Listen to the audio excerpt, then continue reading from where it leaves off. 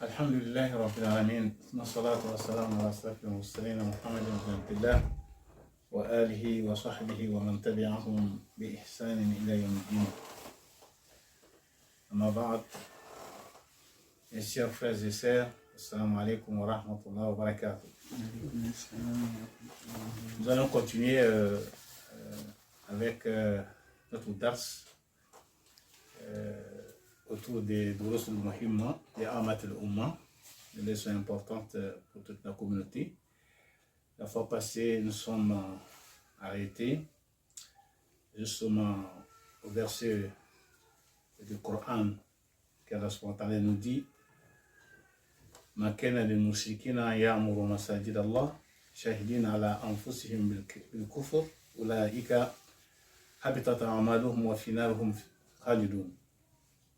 Il ne convient pas aux polythéistes de peupler les mosquées d'Allah, vu qu'ils témoignent contre eux-mêmes de leur incroyance.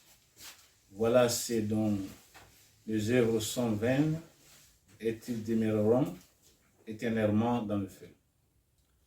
Ça veut dire que si on peut construire des mosquées et qu'on n'est pas musulman, on n'a pas la foi, ça ne sert à rien de prier même dedans. Parce que tout ce que vous allez faire, ça ne sera pas accepté par Allah subhanahu wa ta'ala, par votre confort. Alors, celui qui meurt dans cet état, il ne lui sera pas pardonné et le paradis lui sera interdit. Comme Allah, le Très-Haut, dit: Inna Allah la yaghfiru an yushraka bihi wa yaghfiru ma duna zalika liman yasha wa man yushrik billahi faqad iftara ithman azima. La sourate des femmes, verset 48. Allah ne pardonne pas qu'on lui associe d'autres divinités. Il pardonne les péchés moindres à qui il veut. C'est-à-dire, tant que vous êtes associataire, tous vos œuvres et actions ne seront pas acceptées par Allah subhanahu wa ta'ala. Et Dieu dit aussi encore: Innahu man yushrik billah faqad harrama Allahu alayhi al-jannah wa ma'wahu an-nar wa ma liz-zalimina min ansar. Quiconque associe à Allah d'autres divinités, Allah lui interdit le paradis et son refuge sera le feu. Que Dieu nous en préserve. Et pour les injustes, il n'y a pas de secoureur. Parmi les formes de polythéisme majeures, invoquer les morts, comme chez nous ici, qu'on appelle mon imam Kabou. Les gens vont là-bas implorer les morts. Et ça fait partie du polythéisme majeur. Donc, invoquer les morts et les idoles, implorer leurs secours, leur vouer de vœux, leur consacrer des sacrifices, etc. Donc, tous ces gens-là, vis-à-vis d'Allah subhanahu wa ta'ala, ils sont des associataires et ils sont sortis de l'islam. Donc, comme on voit beaucoup de frères et sœurs, ils vont souvent, ils se disent qu'ils sont des musulmans, mais en tout cas, ils sont vraiment bien plongés dans ces polythéismes majeurs.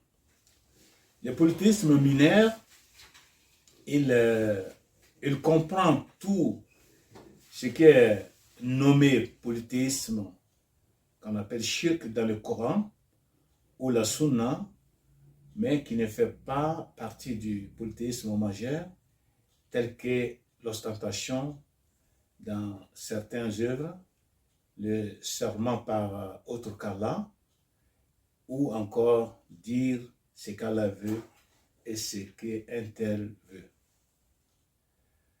Car le prophète alayhi salatu wa salam a dit: ce que je crains le plus pour vous, c'est le polythéisme mineur. Il fut questionné à son sujet.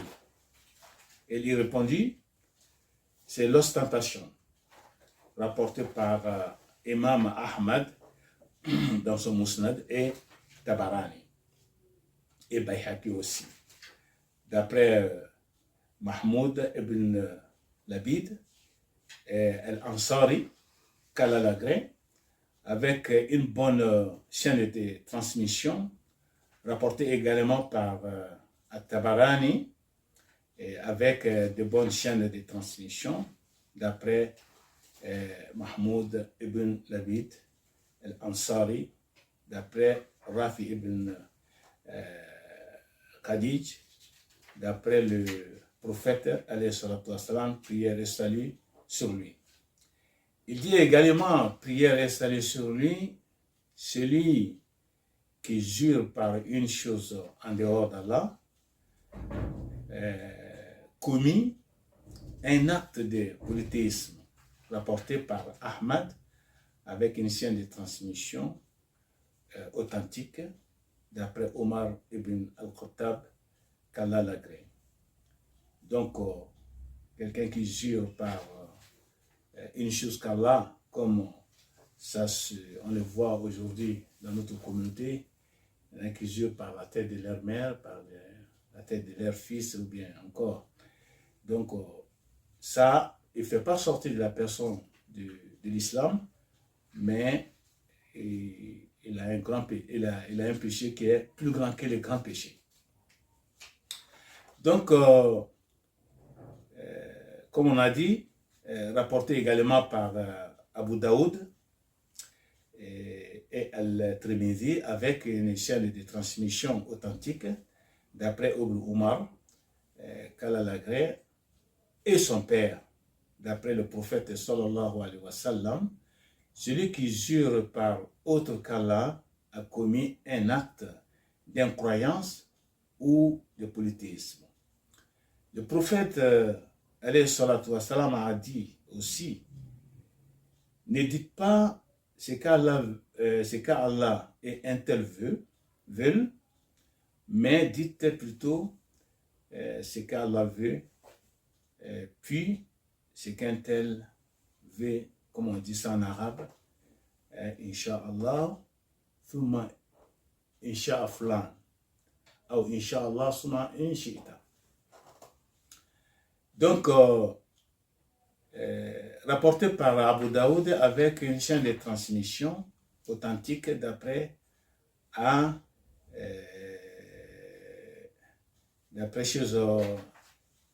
l'auteur du premier hadith. Et cette forme de polythéisme n'implique pas l'apostasie, ni la damnation éternelle en enfer, mais il contredit le monothéisme complet. Alors, troisième polythéisme, ce qu'on appelle le polythéisme caché, il est expliqué par la parole du prophète sallallahu alayhi wa sallam. Voulez-vous que je vous informe de ce que je crains pour vous plus que le faux Messie? Le faux Messie, c'est Al-Masih Dajjal qui va venir à la fin du temps et que tous les prophètes, ils ont annoncé sa venue. Ils répondirent, bien sûr, au messager d'Allah. Il dit, le polythéisme caché, la personne se lève pour prier et embellir sa prière. Et ça, il y en a beaucoup maintenant, peut-être, dans les mosquées. Donc, il faut qu'on fasse attention. Ce n'est pas seulement la prière, hein, ça peut être le monde, ça peut être la zakat, ça peut être même les bienfaisants qui donnent souvent à manger aux gens, peut-être ils font par l'ostentation. Donc, le polythéisme caché, la personne se lève pour prier et embellir sa prière, car elle sait qu'une personne l'observe. Il y a quelqu'un qui me regarde, donc je dois longer mes rak'at. Rapporté par Imam Ahmad dans son livre Al-Musnad, d'après Abu Saïd Al-Khudri, qu'Allah l'agrée.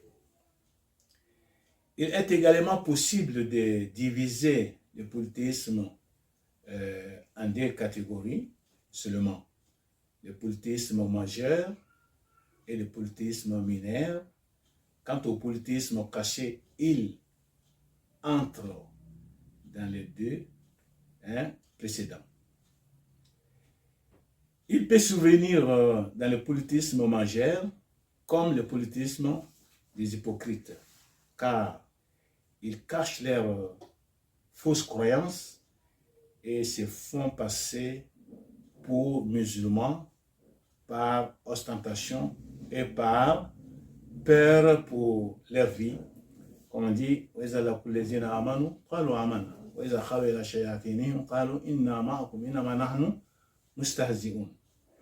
parce que souvent ça peut être qu'ils ont peur des musulmans, donc ils se cachent comme ça se passe dans plusieurs endroits aujourd'hui, même à Abidjan. À l'époque, c'était pas comme ça.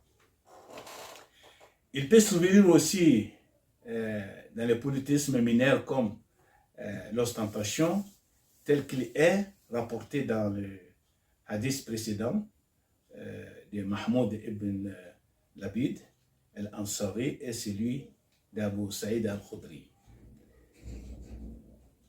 Alors, donc, nous avons fini la quatrième leçon. C'est-à-dire là, on rentre dans la cinquième leçon, qui est l'excellence. L'excellence à l'ihsan. Alors, l'excellence qui est à l'ihsan, dans l'adoration, détient un pilier, c'est-à-dire comme dans le hadith de Jibril, alayhi salam, qu'il a défini à l'ihsan. Al-ihsan ta'budallah ka'annaka tarahu, fa in lam takun tarahu fa innahu yarak. L'excellence, c'est d'adorer Allah comme si tu le vois, si tu le voyais, bien que tu ne puisses pas le voir, lui te voit. C'est-à-dire là, tu ne vois pas Allah subhanahu wa ta'ala en adorant, mais lui te voit. Et personne ne peut voir Allah subhanahu wa ta'ala d'ici-bas. Comme on entend ça souvent, que les gens disent qu'ils ont vu Allah subhanahu wa ta'ala, et on connaît tous l'histoire de Moïse, quand il était sur Sinaï. Il a demandé de voir Allah subhanahu wa ta'ala, Allah a dit, il ne peut pas le voir. Nous rentrons dans la sixième leçon, et là, les conditions de la prière. Les conditions de la prière, c'est bien bon de le connaître. Elles sont au nombre de 9. Au nombre de 9, c'est-à-dire la première, l'islam, être musulman. Donc, on ne peut pas prier si on n'est pas musulman. On ne peut pas prier si on ne prononce pas l'attestation des foi. Qui ashhadu an la ilaha illallah wa anna Muhammadan Rasulullah. Deuxième, la raison, être conscient.